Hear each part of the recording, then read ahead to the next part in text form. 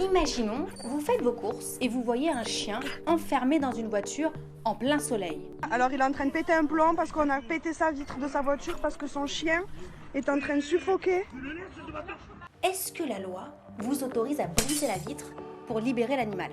C'est ce qu'affirme un post Facebook vu plus de 4,5 millions de fois depuis juin 2019 et qui refait surface cet été. Il affirme que pour se protéger de la loi, oui parce que quand même, on fracture une voiture, il y a 2 règles à suivre. Prendre en photo la voiture et le chien avant de briser la vitre.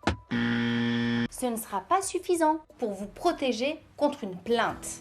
Mais avant de vous expliquer la procédure, rappelons que la priorité, c'est de libérer cet animal, sa vie est en danger. Le fait de laisser un animal dans son véhicule, c'est un sévice grave.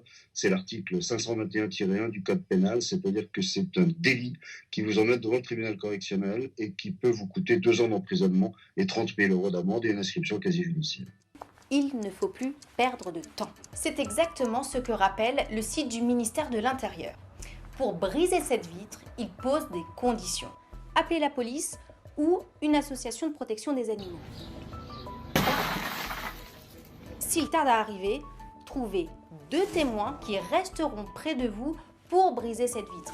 Prendre des vidéos ou des photos, c'est bien, mais c'est une option. Sortir ensuite l'animal de la voiture, le mettre à l'ombre,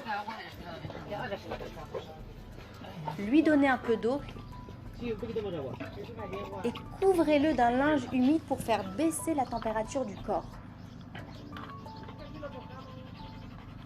Comme pour un enfant, on ne laisse jamais un animal enfermé dans une voiture au soleil.